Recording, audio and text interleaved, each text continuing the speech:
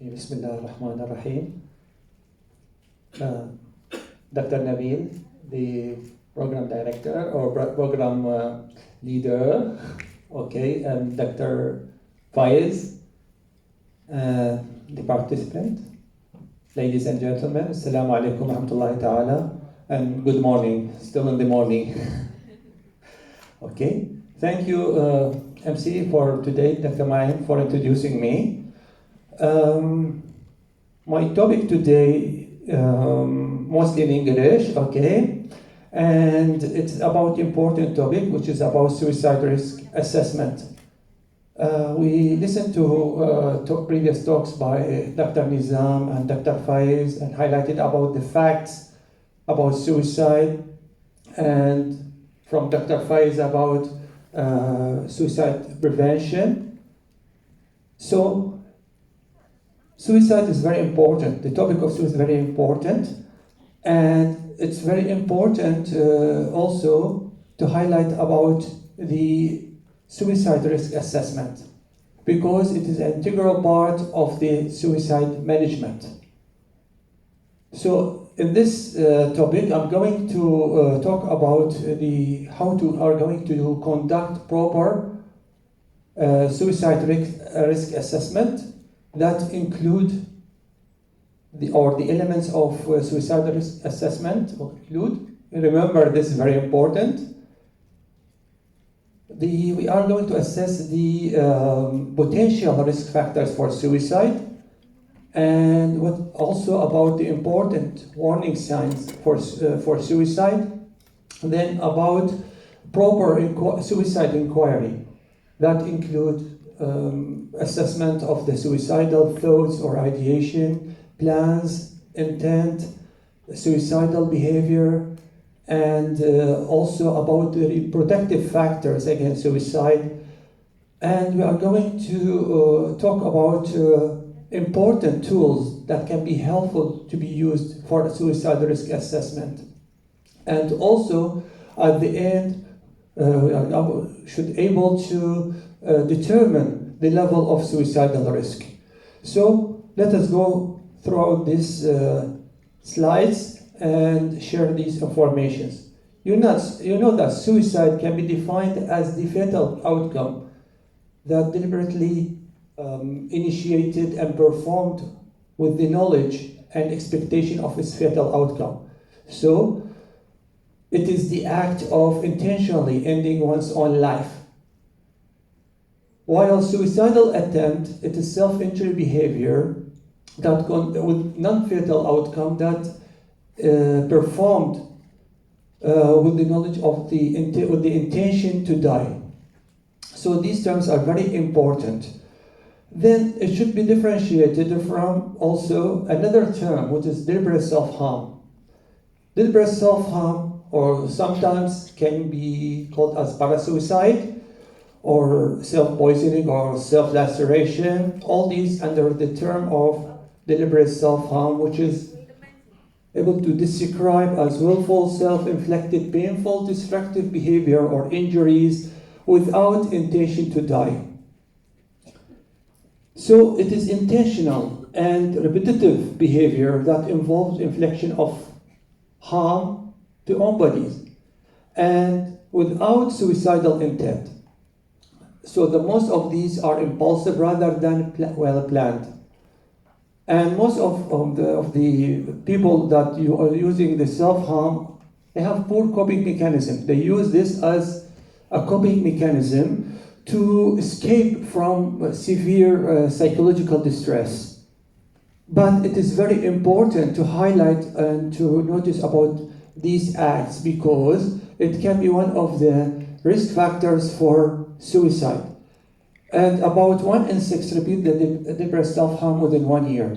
And very important to know that 1 in 200 up to 1 in 40 commit suicide within 1 year. That's why it's very important to look for these acts, and then because also about 1 in 15 commit suicide, around 5% will commit suicide within 9 years. And the rate of suicide in the 12 months following the act, deliberate self-harm, will about 100 times greater than general population, will increase the risk of suicide. So there are different methods of deliberate self-harm. Can be deliberate self-poisoning, which is the most common drug, can be used like analgesic like paracetamol or aspirin, or also antidepressant. Paracetamol is quite dangerous because it can cause hepatotoxicity and may lead to delayed death. And usually it's performed by younger patients who are usually unaware about these serious risks.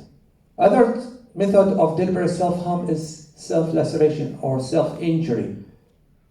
Usually they cut the areas of the forearm or the wrist or medial aspect of the thigh, and usually it's performed by young those who having low self-esteem. The acts are impulsive and they have unstable mood and have difficulty in interpersonal relationship. In two brackets, these are the criteria of borderline personality disorders. Those people are more prone to have deliberate self-injury. And in common practice, we see many of these patients coming to our clinic. Usually these lacerations are superficial, not deep, and not with no intention. Most of them have no intention to end their life, but to escape from severe psychological distress. So they come during crisis, they aim to injure themselves. They have the sense of increasing tension prior to the act, and it will, after performing the act, it will relieve with some feeling of satisfaction of their needs. But at the end, later they will feel shame and disgust. So it's like a vicious cycle. When they have the stress, they will do this as a negative coping mechanism, and then they harm themselves, and then another stress, and so on. So it is quite serious, because even if they do that with no intention to die, but accidental death can be happened when someone, like cutting the vein, their veins deeply, cannot stop bleeding. So it can be serious. That's why it's very important to allocate this, and it's one, as I mentioned earlier, it's one of the suicidal risk. So why they do that? They do that to escape from severe suffering, or to obtain relief, or to change the behavior of others, or to escape from situation, or to get back to other people, or make them feel guilty, or to get help. But the factors that predicting suicide after deliberate self-harm may include evidence of intent. The intention can be evidence of the serious intent, avoiding discovery, repeating self-harm, or medically severe self-harm, or having underlying psychiatric disorder like personality disorders or substance use disorder, or presence of MDD, major depressive disorder, or severe hopelessness. Other social-demographic points like social isolation, no friends to talk, and living alone, and unemployment, especially recently, old age group, and male gender. Of course, one of the other factors, poor physical health or chronic debilitating medical illness. Moving forward about assessment of suicidal risk, generally this process should be non-judgmental. You cannot judge a patient. It should be objective with evidence and facts, not based on subjective judgment. And it should be in an empathetic way to preserve dignity and not to humiliate the patient. Encourage the patient to express his concern or her concern. And this empathy and helping the person to feel valued in the assessment process is very important, as the process of risk assessment could be a therapeutic process of the person, helping them to feel that their story can be heard in safe and confidential environment. This process can help to establish therapeutic relationship, which is very important in order to get the patient cooperation. Asking the patient about suicidal thoughts will not make suicidal behavior more likely, as mentioned by Dr. Nizam earlier. So, talking about suicide will not make the suicide thing happen. On the other hand, someone who has suicidal thought is likely to feel better understood when we are talking about the suicidal thought and sharing these thoughts. And of course, in increasing suicidal risk and in assessing them, the suicidal risk, these risks are not static, meaning that it's not fixed. It can be changed within the individual during a period of time. And when you do suicidal risk assessment, should be done at the current and for the future, and should be frequently assessed.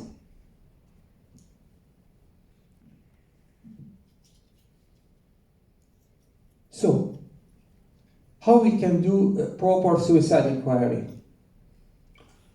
We have to assess about suicidal ideation. Suicidal ideation means that making about the planning suicide.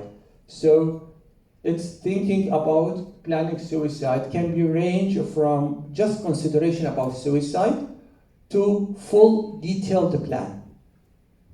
So we need to assess about frequency, intensity, and duration. Also, the plan should be assessed, the timing, location, lethality, availability of means, any preparation acts.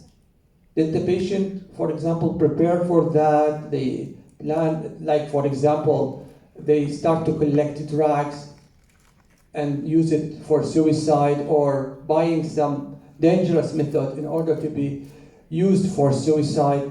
And the final act, suicidal notes, or distributing his or her belongings, settling things. All these are important when you assess the plan. Intent, whether we have a serious intention for suicide or not. Lethality, using dangerous method, like for example guns or sharp knives. Degree of ambivalence, meaning that we have to explore more about the patient ambivalence, whether between the reasons to die and reasons to stay alive. So we have to pay attention how to describe the patient describe the outcome. For example, if the patient said, "I'm dead, it's over," it's indicate a higher risk for death. While if the patient say, "I think I will end in the hospital," indicate that it's having moderate risk. But if the patient mentioned, "I don't want to die, I just want to end my suffering," this is having less risk for death. Then the suicidal behavior. We have to assess about previous attempts, about aborted attempts, and rehearsal. Rehearsal can be, for example, loading the gun, putting the knife around the neck, then just trying from time to time doing that in order to rehearsal for the final act. Then we have to look for the also non-suicidal self-injuries or deliberate self-harm. As I mentioned earlier, it can increase the risk for further suicide. And we have to look for the protective factors that may reduce the suicidal risk. So, how to start asking about suicidal ideation? This is very important. The interviewer or the doctor should be very sensitive when touching these sensitive areas. So, you may ask the patient or tell the patient, "My next question is quite sensitive, but it's important because I need to assess your clinical status." Sometimes when the people feel severely depressed, they think that it will be better off dead. Has thought crossed your mind? So you may ask, like, for example, let me try in Malay. Okay. Apabila orang rasa sangat sedih, betul. Okay. Mereka mungkin fikir they nak mati. It's better. Okay, they have death wishes. Okay, or they feel that for example, rasa hidubnia tidak berguna. Okay, or tidak bermana. So you can ask about passive suicidal ideation. Like, for example, did you ever hope that you go to sleep and never wake up in the morning? This will reflect that the patient have wishes to die. Or the patient have, for example, do you have feel so bad that the life is not worth it to live? All these are passive suicidal ideation. So when the patient answer yes about all these, you may proceed to ask about more active suicidal ideation. You ask directly about thoughts of death or self-harm or suicide. For example, have you think over reached the point that you have thought about harming yourself? Or have you thought about suicide? Pernah anda fikir untuk bunuh diri anda? That's what. Okay. So, then we have to assess the intent or how serious the patient's intention to die. So the seriousness of the suicidal intention may be determined by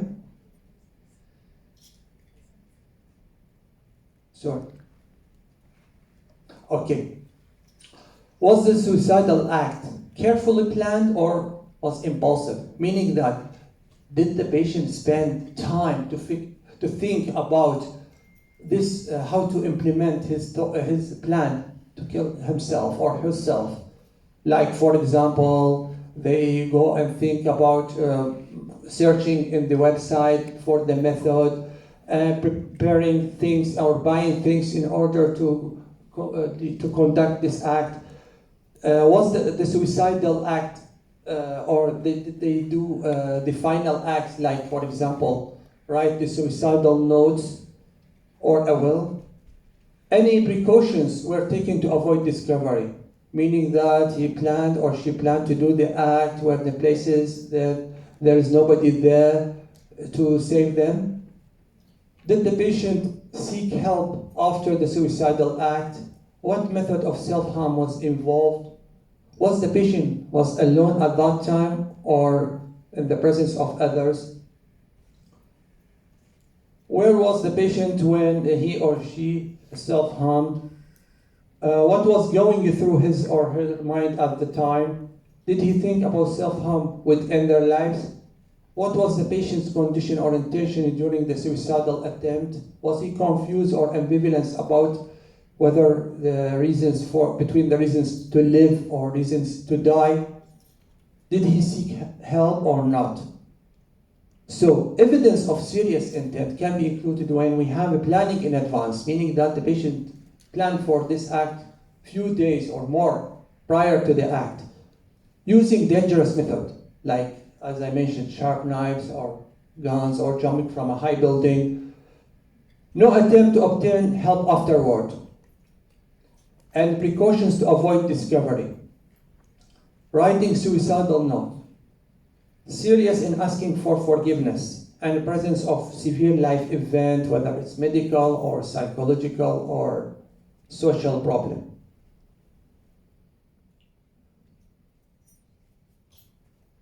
Also, evidence of serious intent regarding the act itself.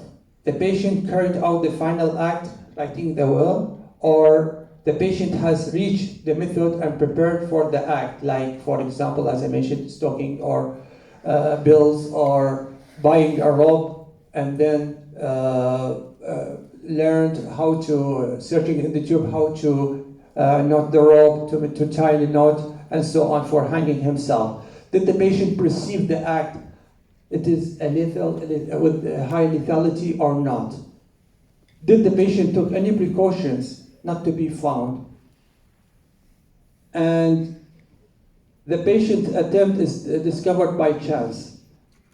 The patient resists or to the medical intervention, or the patients or minimize the seriousness of the attempt. All these will have evidence of serious intent for suicide. Does the patient still having intention to die?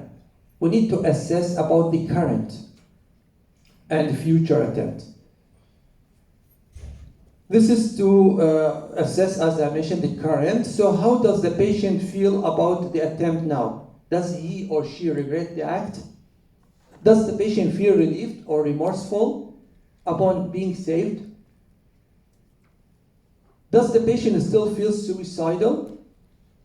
Is the patient still having the suicidal thought, feeling hopeless, helpless, planning to repeat the act? If the patient feels like this again, would he do the same? And does the patient feel it is there is not anything to live for, looking for the protective factors? Will the patient accept treatment plan and engage with it? Then we have to inquire about the current triggering for psychosocial life stressors. There are many, but we are looking for them, especially for the serious and excessive or severe psychological distress. So is the psychosocial stressors difficult to be handled? Is there any major physical illness like severe complicated diabetes or cancer or renal disease, or now we have COVID? What job does the patient have? If none, if asked about financial, it's very important to ask about unemployment, especially when recently patients were being fired or dismissed from work. Then you have to assess also about the financial, if they have any financial constraint, any massive debt that the patient has to pay. Does the patient have any debts, as I mentioned, to be handled? All these are important psychosocial stressors need to be assessed. Then, is there any previous episode of suicidal attempt? So, it's one of the very important or protective factors for future suicide. Has the patient ever carried out self-harm in the past? How often has the patient tried to kill himself? When was the most recent one? So you have to establish the chronological list of about the trials, starting from the earliest one up to the most recent one, and ask in details about circumstances, precipitant, view of the future, any use of alcohol, the method used, what was the intention at that time when the patient did attempt to end his life or her life, or just to escape from severe psychological distress. All these questions are important. Did the patient seek help from their or any mental health or from the community or any agencies as a result of the self-harm?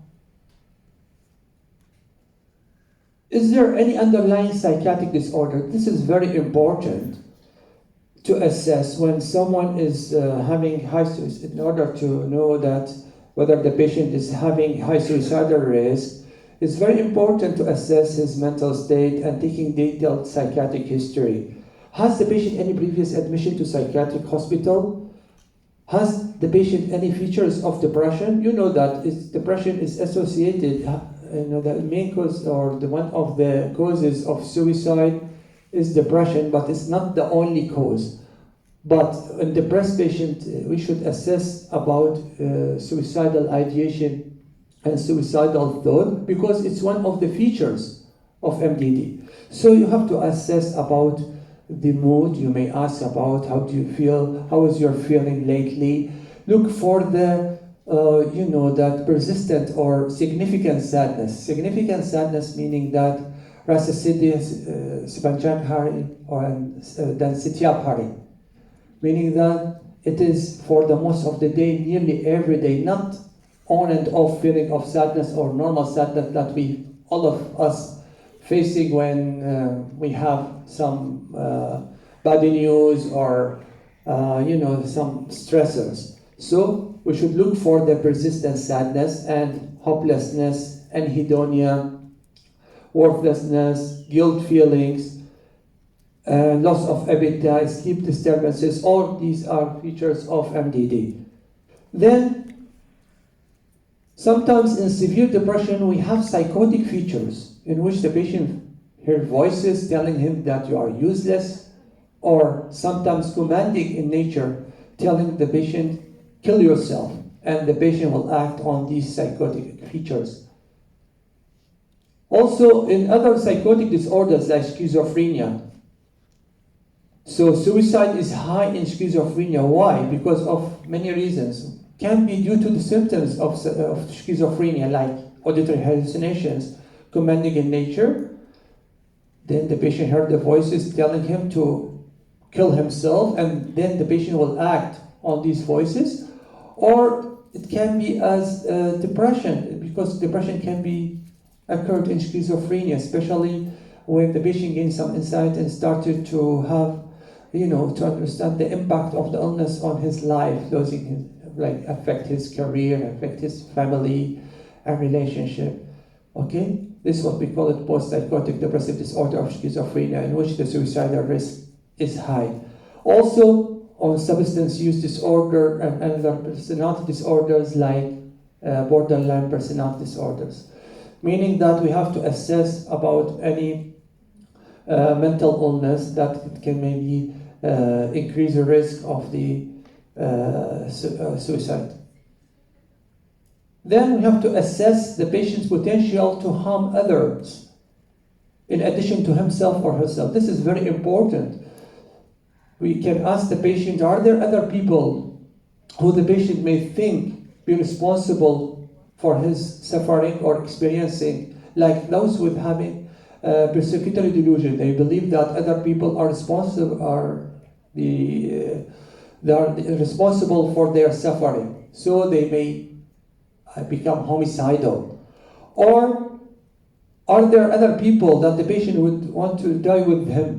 For example, a severely depressed patient may kill her or his children during the act.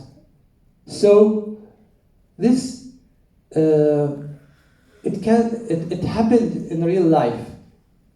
Actually, there is one incident happened in one of the countries last year, and it was in the media, in social media, that there was a severely depressed woman in her 30s. She was severely depressed, with very hopeless and helpless. Her husband was physically abusing her and her children by frequently being physically assaulted. And then she decided to end her life. But what did she do? She took her two children, one of them around 2 years old, the other one 4 years old, and went to the bridge. Then she threw the children, both of them, into the river. Then she jumped after. This incident was noticed by police, who managed to save the mother and one of the children. Unfortunately, the youngest child died, and his body was found after 8 days of searching in the river. So this is a very terrible story, I know, but I mean that it can be happened. That's why when you assess about suicidal ideation or doing suicidal risk, you have to assess also about homicidal. It can be happened, and it happened. Then, moving forward for the assessment of protective factors. Protective factors, those who can minimize the suicidal risk. Look for the skills in problem solving, coping, and conflict resolution. Look how the patient used to handle previously with stressors. Problem solving can be like finding solutions for their problems, sharing their problems with others, trying to ventilate their emotions, and so they were able to solve their problems. So this can be considered as a protective factor. Positive social support from family, friends, or community. Access to effective physical or mental health services. Positive therapeutic relationship, doctor-patient relationship. Cultural or religious or spiritual belief that stands against suicide. You know that in all religions, suicide is prohibited. or the patient may believe that suicide is immoral or that will be punished. So this one can be a protective factor. Responsibility to children, family, or others, especially when you have those under 18. And still having hope for the future, having sense of belonging, sense of identity, and good self-esteem. Still having attachment to life, fears of harming or letting down family members, fear of death or dying, fear of social disapproval because of suicide, and of course restricted access to highly lethal means of suicide like guns and all these weapons. So all these can be considered as protective factors. That's why we need to assess whenever we assess suicidal risk, because the highest protective factors, the less suicidal risk. The presence of factors associated with high suicidal risk. These include the patient's demographic, social factors, and clinical profiles. Some of them are amenable for intervention or modifiable factors, meaning that we can do intervention to change them, and some of them are non-amenable for intervention. And the presence of these potential risk factors can predispose to suicide, but by themselves, by presence of just alone, it not highlight high suicidal risk unless we have the warning signs for suicide. That's why it should be assessed. When you assess suicidal risk, you have to assess also the presence of these factors will predispose, but also in order to establish the high suicidal risk, we have to look for the warning signs. Also, we have many helpful tools validated and can be used to assess suicidal risk. But again, it helps to inform decision but never provide exact answers. Meaning that we cannot depend only about one or two specific tools to assess suicidal risk. But it helps to provide information. So we cannot go away from clinical interview and clinical judgment whenever we want to do the proper suicidal risk assessment. One of the easiest and common tool is sad person scale. It is very easy to be implemented and used for a long period of time, and still many of us can be used to it. It's very helpful, but it has issues with validity.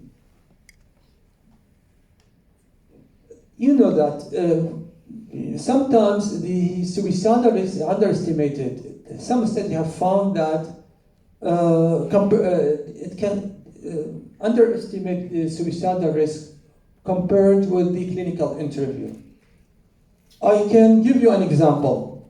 Let us go for sad person as an example and see.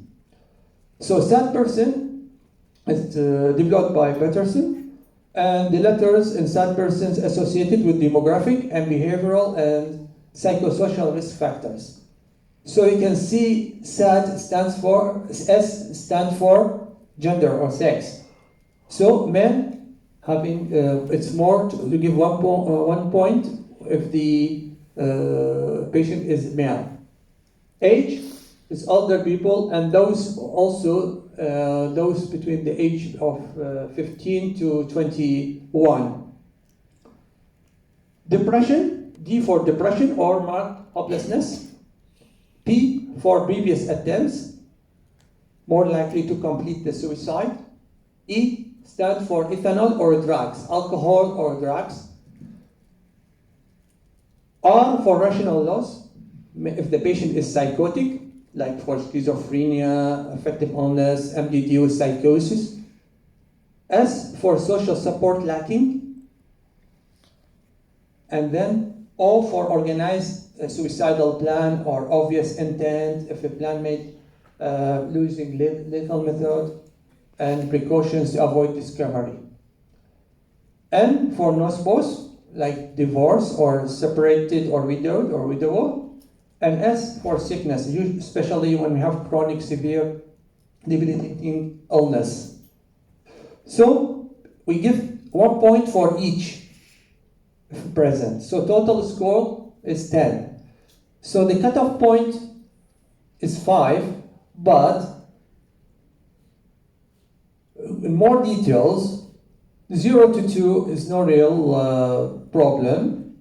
3 to 4, low risk.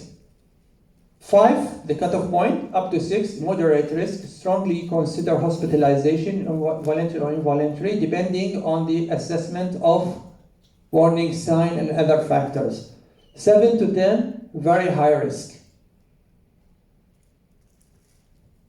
As I mentioned earlier, sometimes we have high false positive and false negative, meaning that if we have this example, okay, what is the score? Okay, can you calculate here the score of Lilaki, Omornia, 50 tahun, ada diabetes, thinking manis, okay? And so what's the score? And he is single. Compared with, okay, 30 tahun, perempuan, married, but having depression, and with organized plan. So 4, or was it 2? But which one more severe? The 2. You can see. So sometimes we have false positive. Not necessarily the 50 years old male, single, with diabetes is having high suicidal risk. But this one, 30 years old female with depression and organized suicidal plan, at higher risk. That's why the scale is helpful to look for the risk factors. But we have to look for the warning sign and other factors in order to determine the suicidal risk. Okay.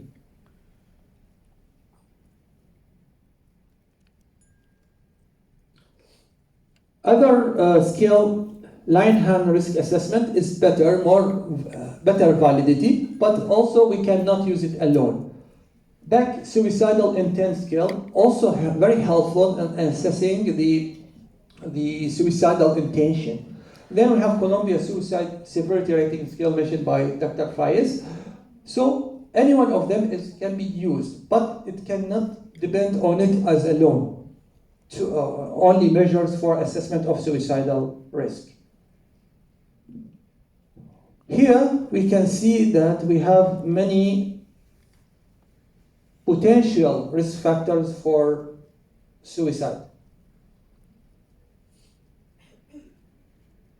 Psychiatric comorbidity, like for example, MDD, schizophrenia, substance use. Gender, which one is more? Male or female? Male, at higher risk. Abnormal personality or personality disorder, like, for example, borderline personality, antisocial personality. Marked hopelessness. Family history of suicide. The higher suicidal risk when we have divorced, widowed, or separated, compared to married. Presence of suicidal intent. Life stressors, previous suicidal attempt, chronic painful illness, substance, and older age. Furthermore, for the potential risk factors, right? Okay. Amenable for intervention, meaning that these can be modifiable points or potential factors. Like we have severe or intensive hopelessness, alcohol or substance abuse, unemployment, recent stressful life event, social isolation or poor social support, relationship conflict, and access to lethal means, and chronic physical illnesses. While other factors that cannot be changed or cannot be modified include previous episodes of depression, past history of psychiatric disorders, prior or previous suicidal attempts, and with having regret at the failure to die, and male gender, older age, previous psychiatric hospitalization, family history of suicide.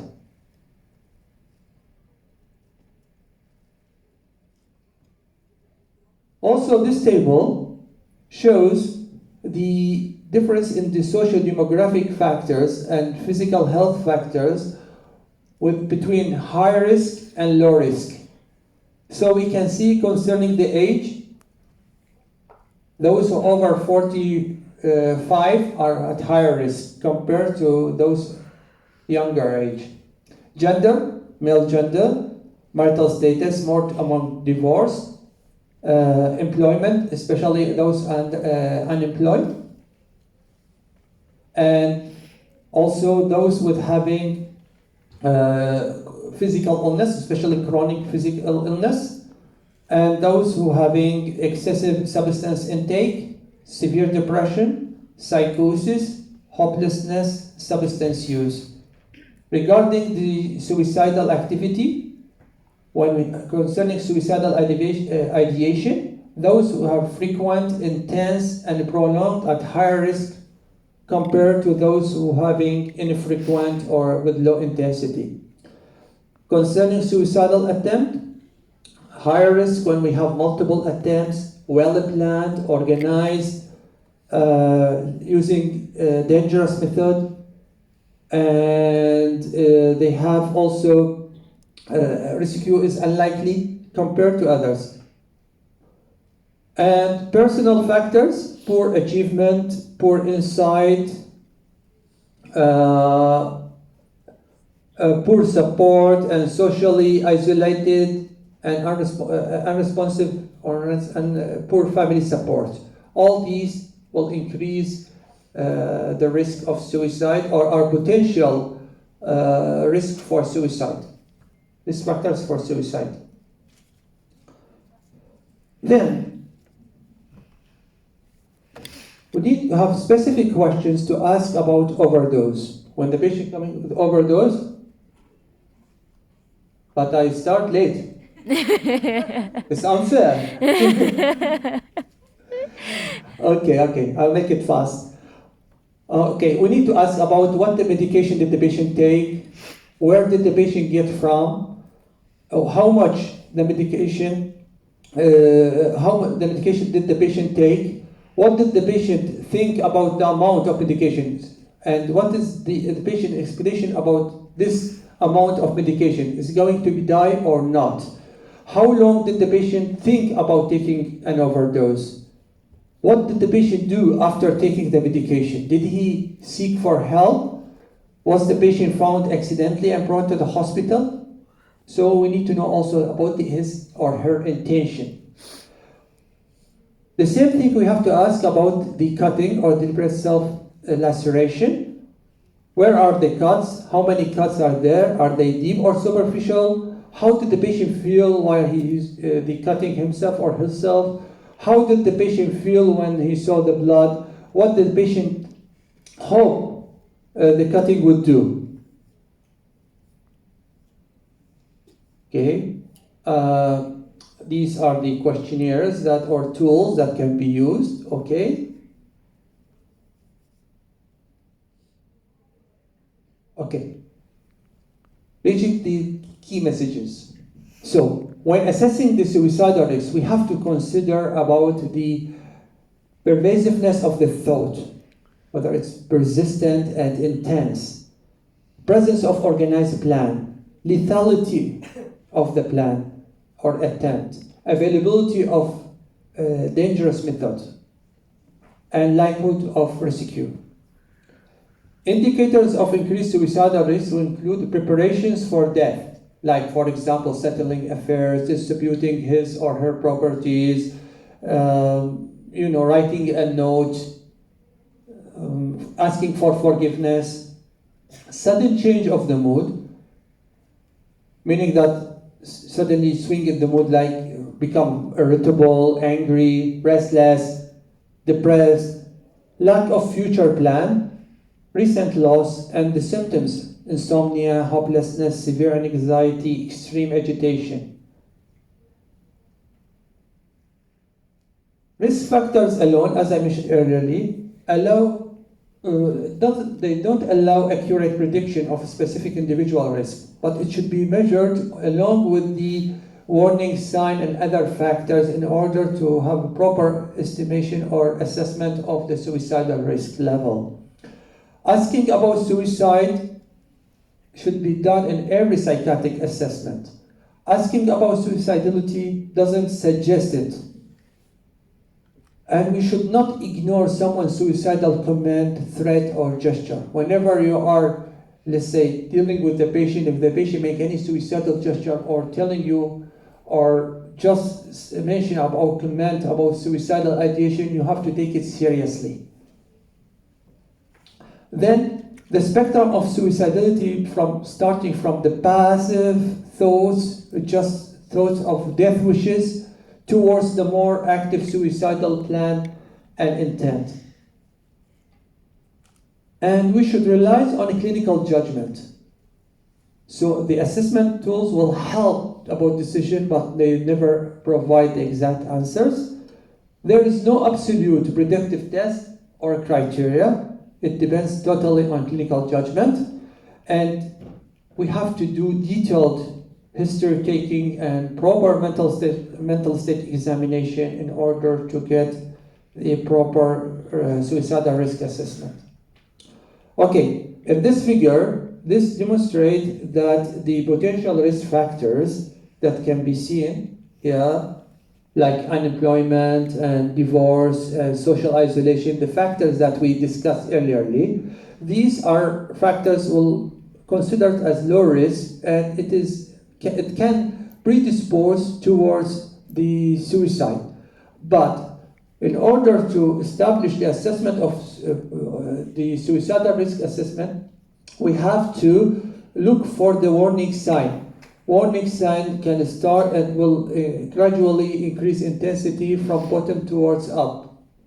So starting from express no reason for living, dramatic change of mood, anxiety, agitation, increasing or excessive substance use, to severe hopelessness, then expressing suicidal ideation with intention to die, then evidence of suicidal plan, seeking or access to the means, like for example, they mentioned that they bought the rope and they search and then the materials, or starting collecting drugs in order to the final act, and then threatening to harm the life or to take off life.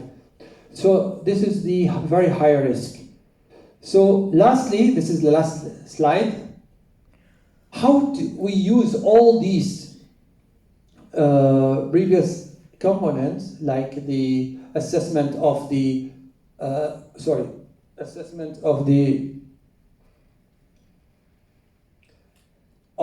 potential risk factors and the tools, with the assessment of the protective factors, with suicide inquiry about the ideation, intent, lethality, degree of ambivalence, and plan. Then, at the end, we assess the level of the suicidal risk and what is the proper intervention. So, we consider the suicidal risk level is high when we have multiple risk factors, very high score risk, and assessment tool. Protective factors are not present or are irrelevant. Then, the suicidal inquiry revealed that there will be intense potential lethal suicide attempt, and there is specific plan, persistent ideation with strong and obvious intent, like writing the suicidal note, and the final act. So what to do? Hospital admission is indicated with suicide precautions. So this patient required to have to do suicidal caution in the form of putting the patient near the nursing counter with close observation, remove all sharp objects or any things can be used as a means for suicide, develop good therapeutic relationship, and show empathy to the patient. Of course, we have to refer to admission to the psychiatric ward. With moderate, when we have multiple risk factors, moderate score at the assessment tool, then a few protective factors, but we have suicidal ideation with the plan, but there is no serious intent or behavior. So here, hospital admission may be required, and to develop a crisis plan, suicide precautions, and give emergency crisis number or hotline numbers, like befrienders. Low, when we have few modifiable risk factors, low score in suicidal risk assessment tool, strong protective factors, thoughts of death, but there is no plan or intent or any suicidal behavior. It can be managed outpatient, refer to the psychiatrist, symptoms reduction, and give emergency crisis whenever a crisis is raised up. Okay? So thank you. Any question? هذا سؤالان.